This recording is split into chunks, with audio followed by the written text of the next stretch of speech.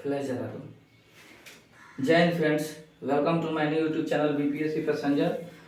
आज हम लोग देखेंगे एनसीईआरटी क्लास 11th का पार्ट 1 अभी चल रहा है, ठीक है ना। संविधान क्यों और कैसे, ये वाला बुक है, देख लीजिए आप लोग एक बार, इस बुक को रेफर कर लीजिएगा। इसका फर्स्ट लेसन चल रहा है, ठीक है ना।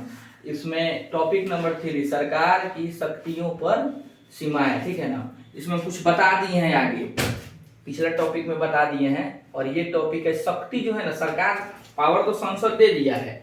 सरकार यानी संसद को पावर कौन दिया है? संविधान दिया है, ठीक है। संविधान पावर दे दिया है, ठीक है। लेकिन इस पावर पे एक निर्णय होना चाहिए ना, तो मनमाना करेगा ही। किसी को पावर दिया जाता है तो उसमें पाबंदी भी तो लगाया जाएगा ना। तो पावर दे दिया जाए, पाबंदी नहीं लगाया जाए तो हो गया, तो तबाही मचा देगा। जो मन वो करेगा, मनमाना अपना ढंग से कानून बनाएगा, किसी को मतलब भावना को नहीं समझेगा। ये वो कानून बनाया, हमको अच्छा लगा, उसको अच्छा नहीं लगा, ये तो होता है। घर परिवार में पिताजी कोई बात बताते हैं, चाहे कोई सामान लाते हैं, तो 4 गो भाई बहन है, तो 1 गोड़ा के अच्छा लगता है, 3 गोड़ा के अच्छा नहीं लगता है, क्या? चाहे 2 गोड़ा के लिए फायदा होगा, 2 गोड़ा के लिए घाटा होगा। इसमें पिताजी का ये कर्तव्य है कि ऐसा काम करे कि चारों को अच्छा लगे, क्या? इसके लिए उन पे कुछ पाबंदी डालना होगा ना। तो कौन पाबंदी डालता है? माताश्री। माताश्री जो है ना, होम मिनिस्टर, गृह मंत्रालय, वो पाबंदी डालती है। तब तो पिताजी चारों आदमी के लिए काम करते हैं, मतलब ये ऐसा सामान लाएंगे कि चारों को फायदा हो जाए, तो वही है। तो इस पे पाबंदी कौन पावर दे दिया? संविधान। तो संविधान पाबंदी भी लगाता है सरकार पे, ठीक है। देखते हैं कौन कौन सा पाबंदी है। पाबंदी तो बहुत सारा है, लेकिन उसमें मेनली 1-2 पाबंदी है, जैसे मौलिक अधिकार हो गया, कर्तव्य हो गया। इस चीज के बारे में चर्चा करेंगे। आइए फर्स्ट पॉइंट देखते हैं।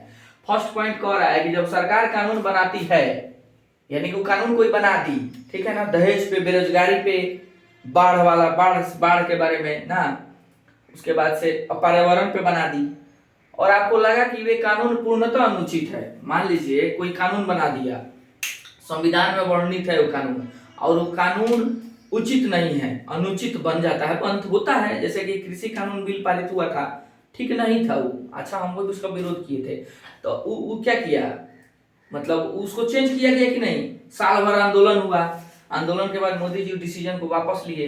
तो इसे विशेष प्रक्रिया द्वारा बदला जा सकता है। तो वो विशेष प्रक्रिया क्या है? उसमें संशोधन करना। लेकिन जब सरकार संविधान के मूल ढांचा में अगर छेड़छाड़ करती है ना, तब ऐसा नौबत आता है। सीधा सीधा कहा गया है, सुप्रीम कोर्ट बोला है कि आप कानून बनाइए, लेकिन संविधान के मूल ढांचा जो ओरिजिनल कॉपी है ना, जो बना था आजादी के समय 26 जनवरी 1950 को लागू हुआ था, उस ओरिजिनल कॉपी में कोई बदलाव आप नहीं करेंगे, बुझा गया। लेकिन अलग से जोड़ना है तो आप जोड़ सकते हैं, लेकिन उस ओरिजिनल कॉपी में आप बदलाव नहीं करेंगे, ओरिजिनल वही रहेगा। हाँ, जैसे एक पाठ नंबर 1 पढ़ता नहीं, तो पाठ नंबर में नया कुछ जोड़ दें, ना कि 1 नंबर पढ़वे हटा दें, ऐसा नहीं करना है, ठीक है ना। वही चीज कह रहा है। सरकार की शक्तियों को सीमित करने का सबसे सरल तरीका क्या है? सेकंड पॉइंट, सबसे सरल तरीका, आसान तरीका, बहुत तरीका है, नागरिकों को मौलिक अधिकार दे दीजिए। यानी कि जब नागरिक को मौलिक अधिकार दीजिएगा ना, तो सरकार का पावर लिमिट हो जाएगा। मौलिक अधिकार समझते हैं, घूमने का आजादी, इसका विस्तार से नेक्स्ट चैप्टर में पढ़ेंगे। एकदम मौलिक अधिकार का चैप्टर है पूरा, फुल 7 गो मौलिक अधिकार होता है, जिसमें से संपत्ति का अधिकार को निरस्त कर दिया गया है, ठीक है ना। तो 6 गो मेन मौलिक अधिकार को पढ़ेंगे। समता का अधिकार, स्वतंत्रता का अधिकार, शोषण के विरोध अधिकार, धार्मिक स्वतंत्रता का अधिकार, ऐसा ही संस्कृति कल्चर, ऐसा ही 6-7 गो है, हम डिटेल में पढ़ा देंगे उसको। तो ऐसा तो बहुत सारा दिया है, लेकिन ये जो पावर दिया है मौलिक अधिकार, संविधान दिया है किसको? संसद संविधान के अंदर वर्णित किया गया है, जिसके अंडर पे सरकार उस मौलिक अधिकार के विरोध कानून नहीं बनाएगा। अगर मान लीजिए मौलिक अधिकार बना दिए कानून, तो इस पे आप डायरेक्ट कहाँ जाइएगा? Supreme court. कहाँ जाइएगा?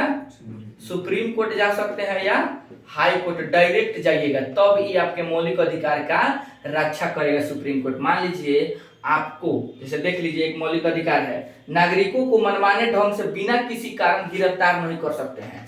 यानी कि पुलिस जो है, सरकार, वो बिना मन से किसी को भी गिरफ्तार नहीं कर सकती है। उसके लिए आपको वारंट देना होगा। आपको पुलिस आएगी गिरफ्तार करने, तो आपका फर्ज बनता है कि हमको क्यों आप गिरफ्तार कर रहे हैं, हमको कारण बताइए गिरफ्तार करने का। हम भी आम जनता है, वारंट दिखाइए, मेरे प्रति वारंट होगा ना आपके पास। तो ये जो वारंट मांगने का जो तरीका है, कौन दिया है? इसी को मौलिक अधिकार कहते हैं जो संविधान में वर्णित है। तो यही चीज आपको गिरफ्तार नहीं किया जाएगा अगर जैसे यही काला कानून रॉलेट एक्ट आया था, जालियांवाला बाग हत्याकांड पढ़िएगा, यही चीज नहीं था उसमें। तो बिना अपील, बिना दलील, बिना वकील के आपको शक के आधार पर गिरफ्तार किया जा सकता है।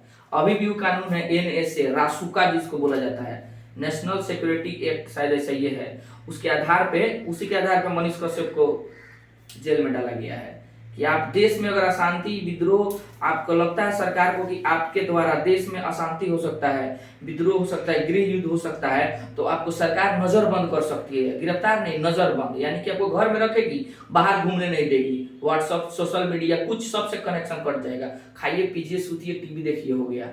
रासुका इसको बोला जाता है। इसके अंतर्गत आपको नजरबंद किया जा सकता है। 370 हटा था तो कश्मीर के सब नेता को नजरबंद कर दिया था साउथ इंडिया में ले जाके केंद्र सरकार, टोटल जाना को 370 हटा था ना, तो इसी एक्ट के तहत सीधा एक आराम से रहिए, उसको पता नहीं चलेगा, सीधे कहेगा महाराज वहां से चलिए, आपको ले चला जाता है, ले जाएगा आराम से, घर निशान घर देगा, फोन सब छीन छान लेगा, कुछ किसी से आप बात नहीं कीजिएगा, पता नहीं चलेगा आप कहाँ हैं, आराम से रहिएगा, मतलब जेल में नहीं ठूसेगा, खूब बढ़िया घर में रखेगा। इसमें मेन नेता सबको, बड़ा बड़ा आदमी सबको रासुका के अंदर गिरफ्तार, मतलब नजरबंद किया जाता है, वो अलग चैप्टर है, हम इसके आधार पर बता दिए हैं। जैसे मौलिक अधिकार, देखिए कोई भी सरकार मौलिक अधिकार का उल्लंघन ना करे, ठीक है ना, नहीं करता है, लेकिन आपातकाल जैसे आता है ना, राष्ट्रीय आपातकाल आ गया, देश में युद्ध की स्थिति बन गया, तो उस समय कुछ मौलिक अधिकार को सीमित कर दिया जाता है, कुछ मौलिक अधिकार को सीमित नहीं किया जाता है। तो वो हम अगले मौलिक अधिकार चैप्टर में इसका चर्चा करेंगे, ठीक है ना।